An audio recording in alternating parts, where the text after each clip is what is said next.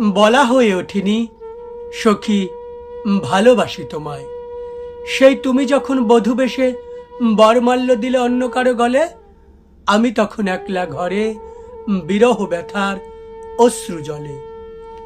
বছর দুয়েক পরে স্মৃতির পাতা উল্টে দেখি, আমার শিরা উপশিরায় এখনো জীবন্ত তুমি। কত কথা, কত ব্যথা আজও ভোলা গেল না। না বলা কথাটি মনেই রয়ে গেল, তুমি ছাড়া তোমাকেই ভালোবেসে যাব। না বলা কথা, কলমে ও কণ্ঠে আমি বিজয় সরকার। আমার এই কবিতাটি আপনাদের ভালো লেগে থাকলে লাইক, কমেন্ট, শেয়ার করে সকলেই সাথে থাকবেন। ধন্যবাদ।